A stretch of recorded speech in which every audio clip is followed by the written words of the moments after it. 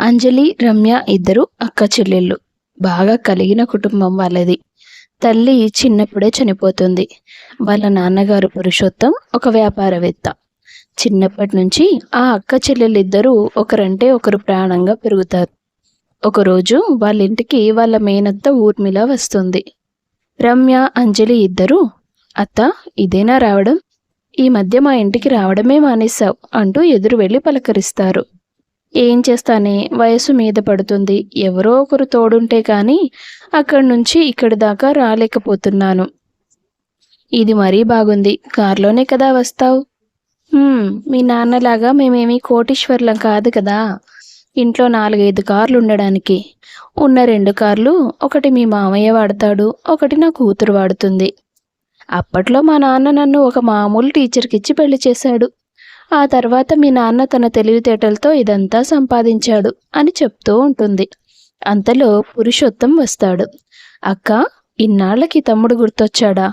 ఊర్మిళ సమాధానం చెప్పకముందే రమ్య, అత్త రావడమూ అయింది, నీ మీద అక్కసు చూపించడమూ అయింది నాన్న అంటుంది. ఊర్మిళ రమ్య వైపు కోపంగా చూస్తుంది. పోనీలే అక్క, అది చిన్నపిల్ల. నువ్వు ముందొచ్చి కూర్చో. ఏరా తమ్ముడు, అంతా కుశలమేనా? నీ వ్యాపారాలు బాగా సాగుతున్నాయా? దేవుడి దయ వల్ల అంతా బాగానే ఉందక్కా. ఆ తర్వాత కాసేపు వాళ్ళు సరదాగా మాట్లాడుకుని భోజనం చేసి ఎవరి గదిలోకి వాళ్ళు వెళ్ళిపోతారు. ఊర్మిళ పురుషోత్తం గదికి వెళ్తుంది. ఏంటక్కా, నిద్ర పట్టడం లేదా? ఇలా వచ్చావు? ఎలా నిద్రపట్టి చస్తుందిరా? ఆస్తి మొత్తం ఇద్దరి కూతుర్ల పేరు మీద సమానంగా రాయిస్తున్నావట కదా అంటూ మాట్లాడుతుండగా రమ్య అక్కడికి వస్తుంది. వాళ్ళ మాటలు విని గుమ్మం దగ్గరే ఆగిపోతుంది. అవునక్క, నా కూతుర్ల పేరు మీదకి ఆస్తి మార్పిస్తున్నాను. అందులో తప్పేముంది? నీ మొహం, అందులో ఒకతే కదా నీ కూతురు. ఇంకొకరు నీకు పుట్టిన బిడ్డ కాదు కదా. ఎవరో అనాథం తెచ్చి పెంచుకున్నారు. దానికి కూడా నీ బిడ్డతో సమానంగా ఆస్తి రాస్తావా? పిచ్చి పట్టిందా నీకేమైనా? అక్క, ఈ విషయం గురించి ఇప్పటి వరకు నేను ఎవరితోనూ మాట్లాడలేదు. అయినా వాళ్ళిద్దరిని నేను నా బిడ్డల్లాగే పెంచాను. ఒకరిని ఎక్కువగా ఒకరిని తక్కువగా చూడలేదు. తమ్ముడిగా నీకేదైనా చెయ్యాలని నువ్వు ఆశపడితే చెప్పు. నా మేనకోడల పేరు మీద కూడా ఎంతో కొంత ఆస్తి రాసిస్తాను. అంతేకాని నా బిడ్డల్ని మాత్రం వేరుగా చూడొద్దు నువ్వు. అలా కాదురా, నీ రక్తం పంచుకొని పుట్టిన బిడ్డ ఈ ఆస్తికి నీకు వారసురాలవ్వాలి. ఈ ఇంటికి మహారాణిలా బ్రతకాలి. నీకేం కర్మ పట్టిందని నువ్వు పెంచుకున్న కూతుర్ని కూడా దాంతో సమానంగా చూస్తున్నావు. ఇది నువ్వు నీ కూతురికి అన్యాయం చేస్తున్నట్లేగా. అక్క, దయచేసి ఈ విషయం మీద వాదన వద్దు. నువ్వు వెళ్ళి నీ గదిలో ప్రశాంతంగా పడుకో అని చెప్పి ఊర్మిళను అక్కడి నుంచి పంపిస్తాడు పురుషోత్తం. వీళ్ళ మాటల్ని బట్టి చూస్తే నేనే నాన్న పెంచుకున్న కూతుర్నై ఉంటాను. తెలుసుకోవాలి. నిజంగా నేను నాన్నకి సొంత కూతుర్నా కాదా ఖచ్చితంగా తెలుసుకోవాలి. ఒకవేళ కాదని తెలిస్తే ఈ ఇంటిని వదిలి దూరంగా వెళ్ళిపోవాలి అనుకుంది రమ్య. మరుసటి రోజు ఉదయం రమ్య ఇంట్లో పెద్ద పంచాయతీ పెడుతుంది. అంజలి రమ్య కోపం చూసి భయపడుతుంది. ఏమైంది చెల్లి, ఎందుకంత కోపంగా ఉన్నావు? ఎవరైనా ఏదైనా అన్నారా? అవునమ్మా, ఏమైంది? నాన్న, నిజం చెప్పండి, నేను మీ సొంత కూతుర్ని కాదు కదా అనగానే పురుషోత్తం ఒక్కసారిగా షాక్ అవుతాడు. అయ్యో, నువ్వు నా కూతురు కాకపోవడం ఏంటి తల్లి? ఎవరు చెప్పారు నీకు ఇలాంటి మాటలు? మీ అత్త చెప్పిందా? ఒరేయ్ తమ్ముడు, నేనేం చెప్పలేదురా, నీ మీదొట్టు. అత్త నాకేమీ చెప్పలేదు. ముందు మీరు చెప్పండి, నేను మీ సొంత కూతుర్నా కాదా? మా ఇద్దరిలో ఎవరో ఒక్కరే మీ కూతురంట కదా. మీరు అత్త రాత్రి మాట్లాడుకుంటున్నప్పుడు నేను విన్నాను. నేను చెప్తాను రమ్య. అక్క, ఈ విషయం నీకు ముందే తెలుసా? తెలుసు. నువ్వన్నది నిజమే. మనిద్దరిలో ఒక్కరే నాన్నకి కూతురు. అది నువ్వే. అమ్మా నాన్నలకి పెళ్ళయ్యాక 3 ఏళ్ల వరకు పిల్లలు కలగకపోతే రోడ్డు మీద చెత్తకుండి పక్కన ఏడుస్తూ కనిపించిన నన్ను ఇంటికి తీసుకొచ్చారు. ఆ తర్వాత నువ్వు పుట్టావు. నువ్వు పుట్టిన సంవత్సరానికి అమ్మ చనిపోయింది. ఈ విషయం ఎప్పటికీ ఎవ్వరికీ చెప్పొద్దని నాన్న నాకు చెప్పాడు. అందుకే ఈ రోజు వరకు దీని గురించి ఎప్పుడూ మాట్లాడలేదు. నేను నీ సొంత అక్కని కానని తెలిసాక కూడా నువ్వు నాతో అలాగే ప్రేమగా ఉంటావు కదా. నన్ను దూరం పెట్టవుగా అంటూ బేలగా అడిగింది అంజలి. అక్క, అవేం మాటలు?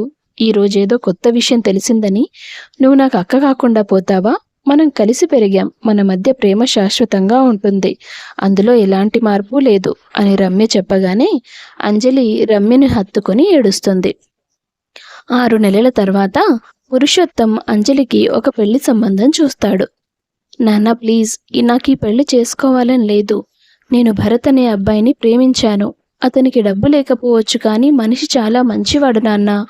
పైగా పెళ్ళయ్యాక మీకు చేదోడు వాదోడుగా ఉంటాడు. మన బిజినెస్ చూసుకోవడంలో మీకు హెల్ప్ చేస్తాడు. ఒప్పుకోండి నాన్న ప్లీజ్ అంటూ బతిమాలుతుంది అంజలి.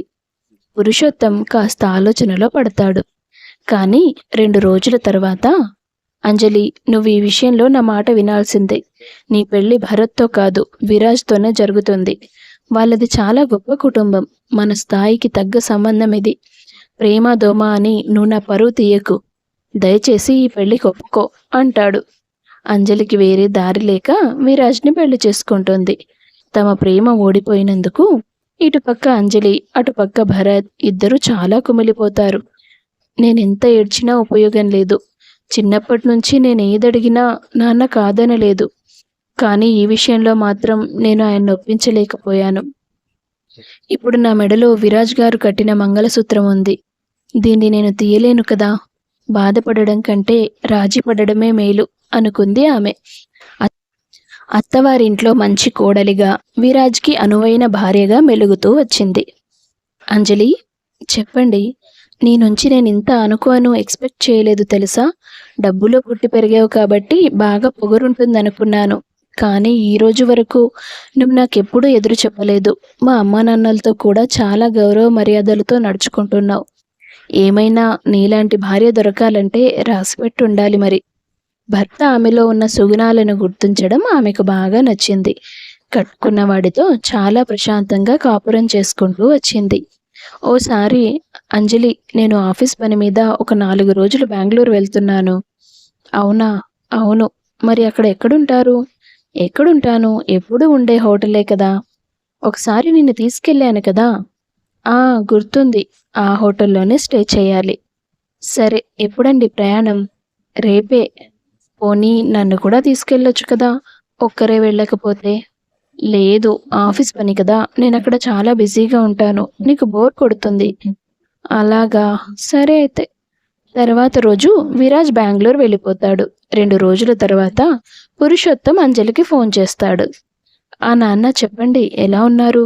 నేను బాగున్నాను తల్లి, నువ్వెలా ఉన్నావు? అల్లుడేం చేస్తున్నాడు? ఆయన లేరు నాన్న, బెంగళూరు వెళ్ళారు. అవునా, నేను కూడా రేపు అక్కడికే వెళ్తున్నాను. చిన్న వర్క్ ఉంది, అది చూసుకుని వెళ్ళి అల్లుడిని కలుస్తానులే. అయితే నేను కూడా మీతో వస్తాను నాన్న, ఆయన్ని సర్ప్రైజ్ చేసినట్లుంటుంది. ఎలాగో రేపటితో ఆయన ఆఫీస్ పని పూర్తయిపోతుంది కాబట్టి ఒకరోజు అక్కడే ఉండడానికి ఒప్పించి సరదాగా తిరిగి రావచ్చు. సరేనమ్మా, అలాగే వెళ్దాం. అంజలి అత్తమామలకు చెప్పి తండ్రితో కలిసి ప్రయాణమవుతుంది. అక్కడికి చేరుకున్న తర్వాత, నాన్న మీరు మీ వర్క్ చూసుకోండి, నేను క్యాబ్లో వెళ్తాను. ఆయన స్టే చేసే హోటల్ నాకు తెలుసు. సరేనమ్మా, నేను సాయంత్రం వచ్చి కలుస్తాను. అంజలి హోటల్కి వెళ్ళి, మిస్టర్ విరాజ్ రూమ్ నెంబర్ చెప్తారా? మీరెవరు మేడం? నేను ఆయన వైఫ్ను. వెయిట్, ఆయనకి ఇన్ఫర్మేషన్ ఇవ్వద్దు, ఇది ఒక surprise visit. Okay madam, carry on అని చెప్పి అతని రూమ్ నెంబర్ చెప్తారు. అసలు ఈయన రూమ్లోనే ఉన్నారా లేదంటే మీటింగ్కి వెళ్ళిపోయారా? ముందు చూద్దాం, ఆ తర్వాత కాల్ చేద్దామని రూమ్ దగ్గరికి వెళ్ళి డోర్ నాక్ చేస్తుంది. విరాజ్ నిద్రమత్తులో వచ్చి డోర్ తీస్తాడు. భర్తను సర్ప్రైజ్ చేద్దామని వచ్చిన అంజలికి గట్టి షాక్ తగులుతుంది.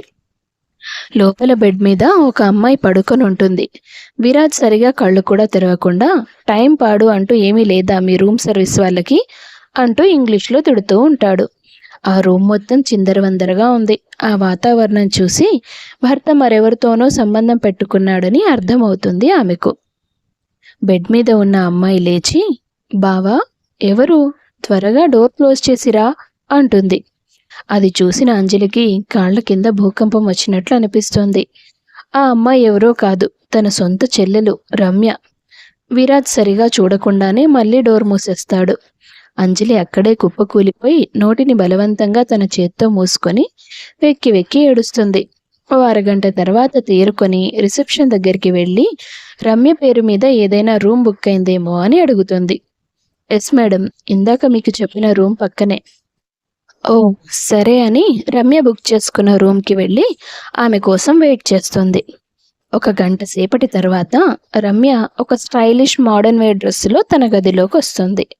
అంజలిని అక్కడ చూసి షాక్ అవుతుంది. రమ్య కనిపించగానే అంజలి డోర్ క్లోజ్ చేసి చెల్లెలి చెంప మీద గట్టిగా కొడుతుంది. ప్రాణంగా పెంచాను కదే నిన్ను, నాకు ద్రోహం చేయాలని ఎలా అనిపించింది అంటూ కాసేపు ఆమెను కొడుతూ ఉంటుంది. అక్క, నీకేమైంది? ఎందుకు నన్ను ఇలా కొడుతున్నావు? ఏమైందా? నువ్వు మీ బావతో కలిసి బెడ్ మీద ఉండడం నిన్న కళ్ళతో చూశాను.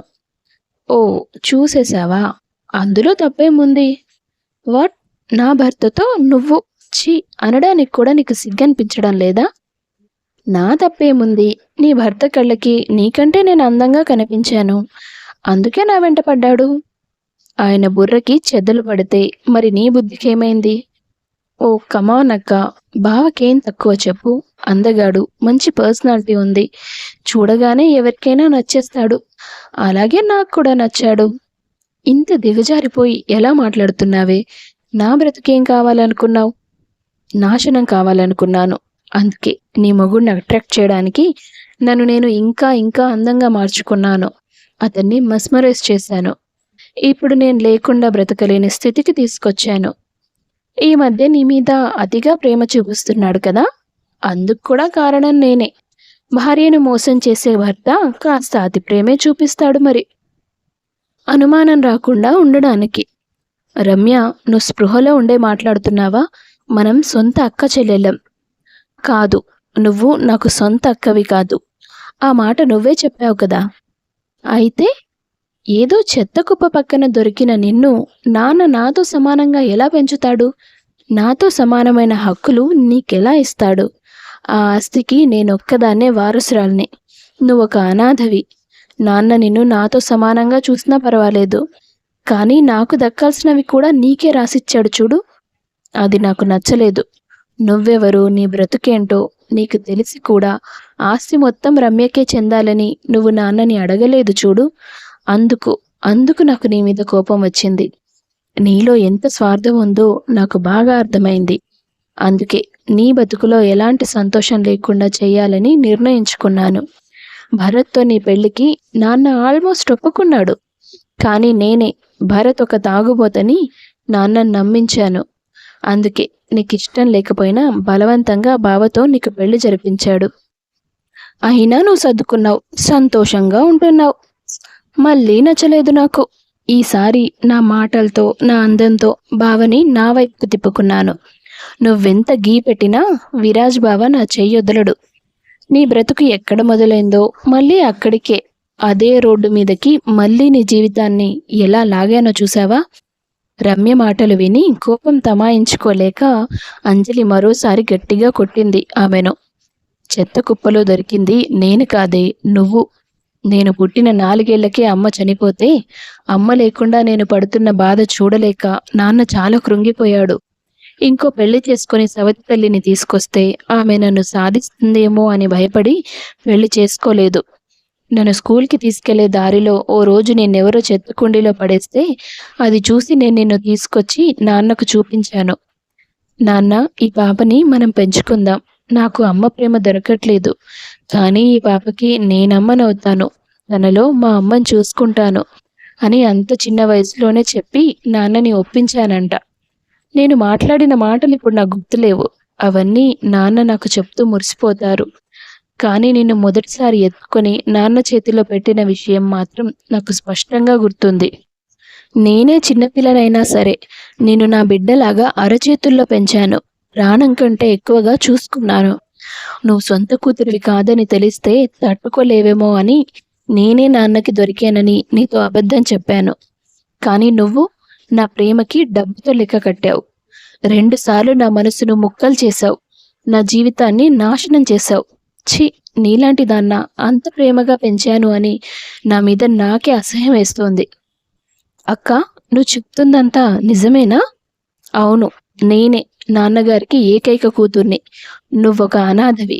నీ స్థాయి తెలియక ఎగిరెగిరి పడుతున్నావు. నువ్వు, నీ కోసం నాకు ద్రోహం చేసిన ఆ విరాజ్ ఇద్దరూ మీ చావు మీరు చావండి. పవర్ ఆఫ్ అటార్నీ ఇంకా నాన్న చేతుల్లోనే ఉంది. నీ పేరు మీద చిల్లి గవ్వ కూడా లేకుండా చేసి నువ్వు దురాశ పెంచుకున్న డబ్బును నీకు దక్కకుండా చేస్తాను. అక్కకు ద్రోహం చేసిన చెల్లిగా ప్రపంచం దృష్టిలో నువ్వు మిగిలిపోతావు తప్ప నీకెలాంటి గుర్తింపు ఉండదు అని తిడుతుండగా ఆమె భర్త అక్కడికి వస్తాడు. అంజలిని అక్కడ చూసి షాక్ అవుతాడు. అంజు, నువ్వేంటిక్కడ? నువ్వు ఒక మనిషివేనా? నీది కూడా ఒక బ్రతికేనా? ఆఫీస్ వర్క్లో చాలా బిజీగా ఉంటానని నాతో చెప్పొచ్చావు కదా. ఇలాంటి చండాలపు పని చేయడానికేనా? కూతురుగా చూడాల్సిన మరదల్ని తప్పుడు దృష్టితో చూసి ఇంత దిగజారిపోయి ప్రవర్తిస్తావా? నీలాంటి వాడిని నెత్తిన పెట్టుకొని చూసుకున్నాను నేను. నాకు నువ్వు చేసిన ద్రోహానికి నిన్ను ఊరికే వదిలేస్తానని అనుకోవద్దు. మీ ఇద్దరితో ఊసరి లెక్క పెట్టించకపోతే నా పేరు అంజలే కాదు, నేను పురుషోత్తం గారి ఏకైక వారసురాలనే కాదు. అక్క వద్దు, ప్లీజ్ నన్ను క్షమించు అంటూ అంజలిని చేతులు పట్టుకొని బతిమాలుతుంది రమ్య. హే, నన్ను ముట్టుకోవద్దు. క్షమించడం కాదు కదా, మళ్ళీ జన్మలో నీ మొహం కూడా చూసే ప్రసక్తే లేదు. గుడ్ బై అని చెప్పి ఇద్దరిపై అరిచి తన తండ్రికి ఫోన్ చేసి అతన్ని కలిసి అన్ని విషయాలు చెప్తుంది. ఆమె తన పుట్టింటికి వెళ్ళిపోతుంది. రమ్య, విరాజ్ ఇద్దరూ తల పట్టుకొని కూర్చుంటారు. అంజలి పీడ వదిలించుకొని మీ నాన్న ఆస్తి మొత్తం మనిద్దరికే చెందేలా చేస్తానని చెప్పి నేను జైలు పాలయ్యే పరిస్థితికి తీసుకొచ్చావు నువ్వు అంటూ రమ్యపై విరుచుకుపడతాడు విరాజ్. తాను తీసిన గోతిలో తానే పడ్డానని అర్థం చేసుకున్న రమ్య ఏమీ చేయలేక కొంతకాలం జైలు శిక్ష అనుభవిస్తుంది. 1 సంవత్సర కాలం గడిచిపోతుంది. అమ్మా అంజలి, ఎంతకాలమని ఇలా బాధపడుతూ కూర్చుంటావు? కనీసం ఆఫీస్కి రమ్మన్నా రావడం లేదు. ఏం చేయాలి నాన్న? వాళ్ళు చేసిన మోసం నా మనసుని ఇంకా కాల్చేస్తోంది. ప్రతి మనిషి సంతోషాలతోనో పనితోనో ఎప్పుడూ బిజీగా ఉండాలి. లేదంటే తమని బాధ పెట్టే జ్ఞాపకాలు మాత్రమే గుర్తుకు వస్తాయి. నా మాట విని నువ్వు పెళ్లి చేసుకో తల్లి. అలాగైనా నీ జీవితంలోకి సంతోషాలు వస్తాయి. పెళ్ళా? ఒకరిని ప్రేమించాను, ఇంకొకరిని పెళ్లి చేసుకున్నాను. ఇప్పుడు అతన్ని వదిలేశానని మళ్ళీ ఇంకొకరిని చేసుకోమంటారా నాన్న? 2 సార్లు నా మనసుకైన గాయం చాలదా? ఆ గాయాన్ని మాయం చేయగలిగే వాడితోనే నీ పెళ్లి జరుగుతుంది తల్లి అంటుండగా భరత్ అక్కడికి వస్తాడు. అతన్ని చూడగానే అంజలికి దుఃఖం పొంగుకొస్తుంది. పరిగెత్తుకుంటూ వెళ్ళి అతని భుజాల మీద వాలి గట్టిగా ఏడుస్తుంది. నిన్ను ఏడిపించడానికి నేను రాలేదంజు, బాధపడొద్దు ప్లీజ్. నువ్వు అమెరికా వెళ్ళిపోయావని అన్నారు కదా భరత్. నిజమే. నెల రోజుల క్రితం మీ నాన్నగారు నాకు ఫోన్ చేసి ఇక్కడి విషయాలన్నీ చెప్పారు. అందుకే అన్ని ఫార్మాలిటీస్ పూర్తి చేసుకొని ఆ జాబ్ వదిలేసి నీకోసం శాశ్వతంగా వచ్చేశాను. భరత్, నువ్వు తప్పుగా మాట్లాడుతున్నావు. నీకు మంచి భవిష్యత్తు ఉంటుంది. నాలాంటి దురదృష్టవంతురాల్ని పెళ్లి చేసుకోవాల్సిన కర్మ నీకేంటి చెప్పు? పిచ్చిదానా, కావాలని ఒక మనిషి తన స్వార్థం కోసం మనల్ని విడదీసింది. ఆ తర్వాత నీ జీవితంలో చాలా జరిగుండొచ్చు, కానీ అవేవీ నా ప్రేమకి అడ్డు కాలేవు. ఇప్పుడు నువ్వు అతని భార్యవి కాదు కదా. అదంతా ఒక పీడకలనుకొని మర్చిపో. మనం కలలుగన్న ఆ కొత్త జీవితం ఇకపై మొదలు పెడదాం అంటూ ఆమెను ఒప్పిస్తాడు భరత్. అవునంజలి, ఆ రోజు నువ్వు నాకు చెప్పినట్లుగా మన వ్యాపారాల్ని నా తర్వాత భరతే చూసుకుంటాడు. ఇప్పుడు కూడా నాకు సాయంగా ఉంటాడు. కానీ నాన్న, రమ్య, ఎంతైనా నేను దాన్ని ప్రాణంగా పెంచుకున్నాను. అది బుద్ధి తెచ్చుకోవాలని దాని మీద కేసు పెట్టాను, కానీ ఇప్పటికీ నాకు దాని మీద ద్వేషం లేదు. నీ మనసు నాకు తెలుసు తల్లి. ఇప్పటికైతే అలా ఉండని.